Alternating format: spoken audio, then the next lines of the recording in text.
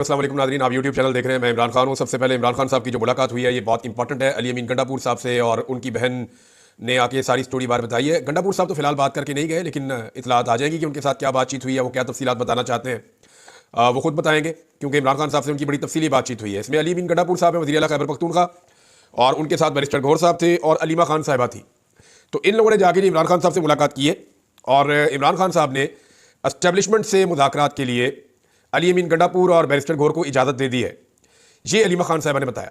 अच्छा, इस पर एतराज़ किया जाता है कि इमरान खान साहब ने एस्टेब्लिशमेंट से बात वो क्यों करना चाहते हैं। देखें, जिनके पास असली फॉर्म 45 है उन्हीं से फॉर्म 45 वापस लेने हैं ना। असली फॉर्म 45 गए कहां पे? 8 और 9 फरवरी की रात को असली फॉर्म 45 गायब करके उनकी जगह पे जाली फॉर्म 47 जारी कर दिए गए थे। अब ये सारा खेल पाकिस्तान की एस्टेब्लिशमेंट ने खेला था, ये पूरी दुनिया जानती है। जितने भी सर्विस करने वाले हैं वो ये बता रहे थे, जितने गैर मुल्की मुबस्सरीन आए वो भी ये बता रहे थे, जितने पाकिस्तान में सहाफ़ी हैं, चाहे वो इमरान खान के हक में, चाहे वो इमरान खान के खिलाफ है, चाहे वो एस्टेब्लिशमेंट का बयानिया बयान करते हैं, वो सारे एक दफ़ा नहीं दर्जनों मरतबा ये कह चुके हैं कि इमरान खान साहब का मैंडेट उस रात को चुरा लिया गया था। अब जिनके पास वो मैंडेट है उन्हीं से वापस लेना है ना। नून लीग के पास तो चोरी का मैंडेट है, वो तो वापस नहीं देंगे। असली फॉर्म 45 एस्टेब्लिशमेंट के पास पड़े तो उनसे वो वापस लेने।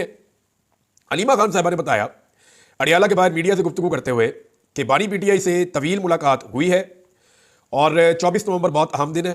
इमरान खान ने कहा कि उन्होंने 8 फरवरी और अब 24 नवंबर को कॉल दी है, और इमरान खान साहब ने 8 फरवरी के मुताबिक जो है वो 24 नवंबर को देखना शुरू किया। मैंने आपको थोड़ी दिन पहले बताया था कि पब्लिक जो है उनके सेंटीमेंट 8 फरवरी से मुख्तलिफ नहीं है। वो 8 फरवरी को उन्होंने मैंडेट दिया था, अब वो मैंडेट जो है उसका तहफ़्फ़ुज़ अब करना चाहते हैं। वो ये चाहते हैं कि मैंडेट वापस मिले। अच्छा, इमरान खान ने कहा कि मैंने दोबारा पाकिस्तानियों को कॉल दी है, जैसे 8 फरवरी नजरिए के लिए निकले थे, अब फिर वोट को वापस लेने के लिए निकलना है। अलीमा खान के मुताबिक इमरान खान ने कहा कि वोट चोरी करके आइन की खिलाफवर्जी की गई है। 8 फरवरी को पीटीआई नजरियाती पार्टी बनी। 1970 में नजरियाती इंतखाबात हुए थे। 1985 में ज़ियाउल हक ने नॉन पार्टी इंतखाबात करवाए और नजरियाती सियासत खत्म कर दी। 8 फरवरी को हमसे आज़ादी, टिकट और पार्टी छीन ली गई। जब से पोलिंग हुई है दुनिया में ऐसी वोटिंग नहीं हुई जो 8 फरवरी को हुई है। अलीमा खान ने इमरान खान का पैगाम देते हुए कहा कि नजरियाती लोगों की जंग जल्दी खत्म नहीं होती। 24 नवंबर को नजरियाती हक लेने जा रहे हैं, कोई तोड़ फोड़ नहीं कर रहे। अलीमा खान ने कहा कि अली अमीन गंडापुर और बैरिस्टर गौहर भी आए थे। अली अमीन ने बताया कि बहुत बेहतर तैयारियां हो रही हैं। अली अमीन और बैरिस्टर गौहर ने इजाज़त मांगी कि एस्टेब्लिशमेंट से मुज़ाकरात करें। इस पर इमरान खान ने उन्हें मुज़ाकरात की इजाज़त दे दी है। ताहम इमरान खान ने कहा कि हम उनसे 3 मुतालबात पर बात कर सकते हैं। हम सियासी जमात हैं, हमारे मुज़ाकराती दरवाजे हमेशा खुले हैं। इमरान खान साहब ने यह भी कहा था कि अब तक जो मुज़ाकरात नहीं हुए ये ताख़ीर उस तरफ से, मेरे ऊपर कोई इल्ज़ाम ना दे। मैं सियासी आदमी हूं, मैं पहले दिन से मुज़ाकरात करना चाहता हूं, लेकिन मैं मुज़ाकरात उनके साथ कैसे करूं जिनके हाथ में ही कुछ नहीं है। जिन्होंने मेरा मैंडेट लिया है मैं उन्हीं से वापस लूंगा ना। जिनके पास असली फॉर्म 45 है उन्हीं से वापस लूंगा। अलीमा खान के मुताबिक इमरान खान ने कहा कि जो लोग ना हक कैद हैं उन्हें रिहाई मिलनी चाहिए। इमरान खान ने डॉक्टर यास्मीन राशिद, उमर चीमा, शाह महमूद कुरैशी का नाम लिया। डॉक्टर यास्मीन राशिद के साथ अंदलीब अब्बास भी थी। उन्होंने 9 मई की मजम्मत की तो रिहाई मिल गई, मगर यास्मीन राशिद डटी रही, नजरियाती जंग लड़ रही है। अलीमा खान ने कहा कि जो इलेक्टेबल थे वो पार्टी से चले गए। कल बानी पीटीआई की जमानत लगी है। तोशाखाना 2 में हम उम्मीद करते हैं कि इमरान खान साहब जो है वो उनके इस केस में कल प्रोसिक्यूटर मौजूद होगा, और अगर कल प्रोसिक्यूटर मौजूद होगा और अगर कल बानी पीटीआई या इमरान खान को कल जमानत मिल जाती है तो वो खुद 24 नवंबर का एहतजाज लीड करेंगे। अगर जमानत नहीं मिलती तो हम उनके लिए एहतजाज में जाएंगे। अलीमा खान ने कहा कि पीटीआई के लोग पहले इस्लामाबाद और रावलपिंडी में निकल आए। मेरी बहन नौरीन न्याजी के नवासे और नवासियां आए, लेकिन मुलाकात की इजाजत नहीं मिली। जब मुलाकात ना करवानी हो तो कहते हैं कि ऊपर से ऑर्डर आया हुआ है। उन्होंने कहा कि 24 नवंबर के एहतजाज की कॉल वापस लेने के लिए जुमेरात तक का हमने वक्त दिया है। अगर मुलाकात कामयाब होते हैं तो 24 नवंबर की तारीख जश्न में तब्दील हो जाएगी। 3 चीजें इमरान खान साहब मांगते हैं, मैंडेट वापस करो। दूसरा वो ये कहते हैं जितने भी सियासी कहती है जिनके साथ जुल्म और जबर हो रहा है उनको छोड़ा जाए। फिर वो जो अदलिया का मामला है, या जो वो ये कहते हैं कि अदलिया के ऊपर जो कंट्रोल किया गया आईनी तनमीम का मामला, उसको वो वापस करवाना चाहते हैं। अब मसला यह है कि इमरान खान साहब के ऊपर मैंने आपको कहा था कि सिर्फ उन्हें जबरदस्ती जेल में रखा हुआ है। एक केस ऐसा है कि अभी उनकी जमानत हो जाए, सुबह लगी हुई है तोशाखाना 2 में। इमरान खान साहब की जैसी और ये कई महीनों से लगी हुई है, जमानत हो ही नहीं रही। सुबह अगर ये जमानत हो जाती है ना तो इमरान खान साहब बाहर आ जाएंगे। फिर ये देखना होगा उन्हें किस केस में अंदर रखा जाता है। यानी किसी और में अंदर रखने की कोशिश की जा सकती है 9 मई के अंदर, या किसी और में कोई नया मुकदमा निकाल के डाल दिया जाए। हालांकि पाकिस्तान तहरीक इंसाफ ने अपनी कैलकुलेशन पूरी की हुई है। तहरीक इंसाफ ने पंजाब और इस्लामाबाद से उनको जितने मुकदमात की तफसीलात मिली है उन्होंने तमाम मुकदमात में इमरान खान साहब की बेलें अरेंज कर रखी है। अब मामला सिर्फ तोशाखाना 2 में आके रुका हुआ है। अगर यहां पे कल जमानत हो जाती है इस्लामाबाद हाई कोर्ट से तो फिर 24 तारीख को तो इमरान खान साहब खुद ही अपना जलसा कर रहे होंगे। तहरीक इंसाफ के जलसे से हुकूमत को बहुत ज्यादा परेशानी है और उनका डर बढ़ता चला जा रहा है। उसकी एक वाज़ेह मिसाल मैं आपको बताऊंगा और आपको आइडिया हो जाएगा कि हुकूमत इस वक्त कितनी ज़्यादा डरी हुई है। ये स्टेटमेंट किसी और का नहीं है, ये पाकिस्तान के वज़ीर दाखिला का है। पाकिस्तान के वज़ीर दाखिला ने एक धमकी लगाई है तहरीक इंसाफ के लोगों को और आम पाकिस्तानियों को जो इमरान खान के नज़रिए के साथ आज के दिन में खड़े हैं। धमकी जनाब उन्होंने ये लगाई है कि जितने भी लोग पाकिस्तान तहरीक इंसाफ के साथ एहतजाज में शामिल होंगे उनके शनाख्ती कार्ड ब्लॉक कर दिए जाएंगे, उनके पासपोर्ट मनसूख कर दिए जाएंगे, मोबाइल फ़ोन की उनकी सिमें ब्लॉक कर दी जाएंगी और एहतजाज में जो तालिब इल्म शामिल हो जाएंगे उनकी जो तालीमी असनाद उनको मिलती हैं वो भी मनसूख कर दी जाएगी और एहतजाज करने वालों को तालीमी इदारों में दाखिले भी नहीं मिलेंगे। क्यों जनाब, ये मुल्क है या बनाना रिपब्लिक है? किसी के बाप का मुल्क थोड़ी है ये कि जनाब तालीमी असनाद नहीं मिलेंगे एहतजाज करने पे। जाओ जाके आईने पाकिस्तान को पढ़ो अच्छी तरह। मुझे तो हैरत होती है कि मोहसिन नकवी साहब शीशे में अपनी शक्ल कैसे देखेंगे जब उनके दोस्त यार रिटायर हो जाएंगे।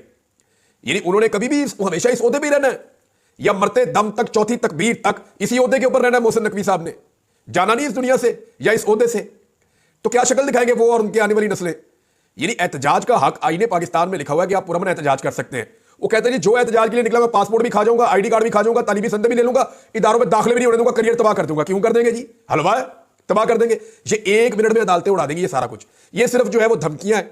मेरे ख्याल में पाकिस्तान के लोगों को इन धमकियों में नहीं आना चाहिए, अपना फैसला खुद करें। उन्हें लगता है ये काम ठीक हो रहा है एहतजाज का, जाए करें, नहीं लगता उनको नहीं ठीक हो रहा ना करें, लेकिन इस तरह की धमकियों में ना आए। ये गैर जमहूरी तर्ज अमल है और ये किसी भी मुआशरे में हो इसकी हमेशा मुखालफत करनी चाहिए। अब देखें ना, हुकूमत अपने आखिरी पत्ते खेल रही है। अब फैसलवाड़ा को लेकर आए जनाब मैदान में, और फैसलवाड़ा जब मैदान में आए तो उसका मतलब यह है कि बात हाथ से निकल रही है। तो फैसलवाड़ा, ओन चौधरी, ये एक तरह के कैरेक्टर्स हैं, इनको लाकर फिर ट्राई किया जाता है कि जनाब इनके जरिए से कुछ थोड़ी सी हवा बदली जाए। धमकियां लगाने के लिए कुछ साफी भी रखे हुए हैं, वो भी आगे धमकियां लगाते हैं। सारे एंकर्स जानते हैं कि फैसलवाड़ा एक्चुअली किसका नुमाइंदा है और किसकी जुबान बोलता है, किसकी धमकियां लगाने के लिए आता है। अब हमारे सारे सहाफ़ी अपने मुंह से तो कहते हैं कि जनाब एस्टेब्लिशमेंट सियासत में मुदाखलत ना करे, ये हमारा मुतालबा है, लेकिन खुद एस्टेब्लिशमेंट के नुमाइंदे को हम बुलाते हैं, बुलाकर टीवी पे बैठाते हैं, बिठा के उसको कहते हैं कि एस्टेब्लिशमेंट का सियासत के ऊपर बयानियां बयान करो, फिर हम उसे मौका देते हैं, वो बोलता है। यानी ये दोगलापन नहीं है, हमारी मुनाफकत नहीं है क्या मीडिया की, कि एक तरफ हम कहते हैं कि किसी सूरत भी एस्टेब्लिशमेंट को सियासत में रोल प्ले नहीं करना चाहिए, फिर एस्टेब्लिशमेंट के नुमाइंदे को दावत देकर बुलाते हैं, उसे चाय बिस्किट देते हैं, उसे कहते हैं एस्टेब्लिशमेंट का बयानिया दो सियासत के ऊपर। तो ये एक तरह की मुनाफकत है। हाँ, लेकिन इसका एक फायदा होता है, वो फायदा ये होता है कि जो एस्टेब्लिशमेंट है वो मजीद एक्सपोज होती है। इससे कम से कम ये होता है कि एस्टेब्लिशमेंट मजीद एक्सपोज हो जाती है। जंग अखबार ने एक बहुत बड़ी गेम डाली थी, लेकिन वो गेम पकड़ी गई। पाकिस्तान तहरीक इंसाफ ने उसके ऊपर बड़ा सख्त रद्देमल दिया है। रद्देमल भी आपको बताता हूँ। जंग अखबार की खबर देखें आप, ये मेन पेज पे उन्होंने छाप दी, मेन खबर छाप दी, बड़ी हेडलाइन लगा दी, ना सिर्फ जंग अखबार में लगा दी, द न्यूज में लगा दी, और जियो के ऊपर गला फाड़ किस्म की इसकी कंपेन की गई। गला फाड़ कंपेन समझते हैं ना, फुल ऊंची आवाज के अंदर फट्टे चलाए इसके, जनाब बहुत बड़ी खबर लेके आए। अंसार अब्बासी साहब की जनाब खबर है, उनकी तस्वीर के साथ इसको छापा गया। खबर यह है कि हुकूमत और पाकिस्तान तहरीक इंसाफ का आला सतही राब्ता हो गया, मुमकिन ब्रेक थ्रू की कोशिशें हो रही हैं। मुज़ाकरात कामयाब हुए तो 24 नवंबर का एहतजाज मुलतवी हो सकता है। मुज़ाकरात में शामिल अफराद के नाम अफशा हुए तो एस्टेब्लिशमेंट और पीटीआई में मफावत की कोशिश बेकार हो सकती है। अब देखिए, एक तरफ ये तो हो रहा है कि एस्टेब्लिशमेंट चाहती है कि पाकिस्तान तहरीक इंसाफ को एंगेज किया जाए, वो हर हाल में इस एहतजाज को रोकना चाहते हैं, लेकिन रोकना है तो इसका रास्ता क्या है? रोकने का आसान रास्ता यह कि अदालत को इंसाफ करने दें, इमरान खान साहब बाहर आ जाए, वो इस लॉन्ग मार्च को या इस धरने को एक जलसे में कन्वर्ट कर देंगे। वो आएंगे और आकर एक जलसा करेंगे, लोगों से मुखातिब होंगे और फिर मामला आगे की तरफ बढ़ेंगे। अब अंसार अब्बासी साहब ने जब यह खबर दी तो इस तरह की जब खबर आ जाती है ना, तो पाकिस्तान में लोगों को यह लगता है कि जनाब अब तो बात बन गई है और अगर मुज़ाकरात हो रहे हैं और चीज़ें किसी कंक्लूजन की तरफ जा रही हैं तो फिर हमें निकलने की क्या जरूरत है। इसके ऊपर जनाब पाकिस्तान तहरीक इंसाफ ने बड़ा सख्त रद्देमल दिया। जनाब तहरीक इंसाफ का रद्देमल भी आप देख लें। तहरीक इंसाफ के सेक्रेटरी इत्तलाआत ने कहा कि हुकूमत के साथ राब्ते से मुताल्लिक खबर 24 मार्च का एहतजाज रोकने की एक कोशिश है। उन्होंने ये बयान देते हुए कहा, और ये उनका रद्देमल है, कि हुकूमत के साथ किसी सतह पर कोई राब्ता नहीं हो सकता है, और ये शेख वकास अकरम कह रहे हैं। उन्होंने कहा किसी भी हवाले से एहतजाज को नहीं रोका जा सकता। निजी टीवी की राब्ते से मुताल्लिक खबर फेक न्यूज़ है और एहतजाज की तैयारी को नुकसान पहुंचाने की कोशिश है, जिसकी हम शदीद अल्फाज में मुजम्मत करते हैं। नाज़रीन, एक तो ये चीज़ हो गई, लेकिन आप देखेंगे जंग और जियो काम कर कैसे रहा। हुकूमत का बिल्कुल पिट्ठू बना हुआ है। ऐसा लगता है कि हुकूमत से ज़्यादा हुकूमत जाने का जो खतरा और डर है ना, वो जंग ग्रुप को लगा हुआ है। पता नहीं क्या इनका मफाद है, यह क्या इन्हें मिल रहा है। इतना तो हुकूमत नहीं डरी हुई जितना जंग ग्रुप डरा हुआ है। यानी अमेरिका के हवाले से झूठी खबर चला दी, और साले जाफर साहब ने खबर दी है।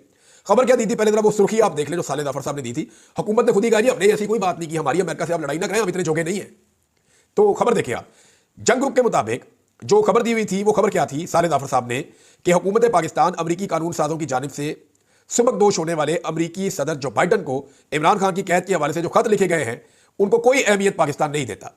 यानी जो अमरीकी अवानी नुमाइंदगान ने अमरीकी सदर जो बाइडन को जो खत लिखे हैं, पाकिस्तान उसको कोई अहमियत नहीं देता। इमरान खान के हवाले से जो खत है, अमरीकी इंतजामिया इक़्तिदार की मुंतकली में मसरूफ़ है। ऐसे में यह खतों किताबत बेसूद है और यह फ़ारग किस्म की एक मश्क जिसका कोई फ़ायदा नहीं। ये जनाब खबर दे दी शाह से ज़्यादा शाह के वफादार, और मुमताज़ ज़हरा बलोच साहबा से इसको मनसूब भी कर दिया खबर को। अब बाद में उन्होंने जो है वो वज़ारत ख़ारजा ने कहा जी हमने तो ऐसी कोई बात ही नहीं की, उन्होंने कहा जी हमसे पूछ लिया करें पहले, हमें बड़ा अफसोस हो रहा है कि आपने ये खबर कैसे दे दी। ये नहीं, हम तो अमेरिका के पिट्ठू हैं, हम तो उनसे डरते हैं। हमारी क्या जरूरत है कि अमेरिकन ऐवानी नुमाइंदगान कोई बात करे और हम कहें ये फजूल मश्क है। हमने ऐसा कुछ नहीं कहा, हमारे पे ना डालो या हमारे कंधे पे रख के बंदूक ना चलाओ। तो अब आप अंदाजा करें कि ये अमेरिका से डरते भी कितना है और इक्तदार जाने से भी डरते हैं। तो मुझे लगता है कि ज्यादा खौफ जो है वो जियो ग्रुप को है, जंग ग्रुप को है। वो इनके लिए एक कदम आगे जाकर इनका बयानिया खुद बना रहा होता है। यानी शरीफ खानदान का जो बयानिया अभी इन्होंने तैयार किया है वो कैसे तैयार हुआ ये भी मैं आपको बता सकता हूं कि जनाब ये जो आपका बेटा वहां पे दिवालिया हो गया ना, इसके ऊपर ये वाला बयानिया बना लें। तो वो जो बयानिया बनाया ना उसको हम एक और वीलॉग में उड़ा देंगे और बताएंगे कि उस बयानिया के अंदर से निकला क्या है और निकलेगा क्या। लेकिन अभी कुछ खबरें हैं वो मैं आपको बता देता हूं कि जो फैसल वाडा साहब ने स्टेटमेंट दिए, फैसल वाडा साहब के स्टेटमेंट के ऊपर भी जो है वो पाकिस्तान तहरीक इंसाफ का रद्द-ए-अमल आया।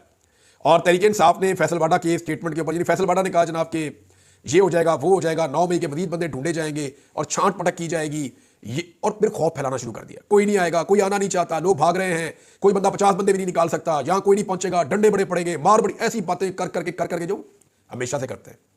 फिर उन्होंने फैसल वाडा ने इतनी लंबी बातचीत की कि बीच में उनके मुंह से निकल गया कि ये जो मगरबी ममालिक है ना ये मुदाखलत से बाज रहे हैं। इन्होंने पहले भी इमरान खान की हुकूमत गिराने के लिए मुदाखलत की थी। ये फैसल वाडा की अब जाके गवाही आई है। पहले ये कहते रहे ना फैसल वाडा के जनाब वो तो खुद ही हुकूमत गिरी है, इमरान खान साहब की अपनी हरकतों से, अब नहीं, अब वो अपने मुंह से कह चुके हैं और वो स्टेटमेंट में आपको सुनवा दूंगा। यानी ये आप छोटा सा क्लिप आप सुन लें, आपको पता चल जाएगा। ये सुने आप। कोई भी वेस्टर्न मुदाखलत जब भी हुई है पाकिस्तानी कौम ने उसको रिजेक्ट किया। अब आप आ गए सियासत के अंदर, इमरान खान साहब के लिए आ गए, पहले आपने उनको निकालने के लिए आए थे, आप क्या चाहते? ये देखिए फैसल वाडा साहब खुद कह रहे हैं कि जनाब ये जो हुकूमत है ये उन्होंने गिराई थी, जो वेस्टर्न कंट्रीज मगरबी ममालिक उन्होंने गिराई थी पहले हुकूमत, उनकी एस्टैब्लिशमेंट ने। बहरहाल अब फैसल वाडा साहब को जो पाकिस्तान तहरीक इंसाफ ने जवाब दिया, जरा वो जवाब सुने आप। उन्होंने कहा फैसल वाडा की प्रेस कॉन्फ्रेंस पर पाकिस्तान तहरीक इंसाफ का रद्द-ए-अमल, फैसल वाडा को टाउट और चिड़ियाघर का बिज्जू करार दे दिया। चिड़ियाघर में रखे बंदरों, वनमानसों, लुमड़ियों, गीदड़ों, गधों, खच्चरों और इंसान नमा टाउटों ने उछल कूद शुरू कर दी है।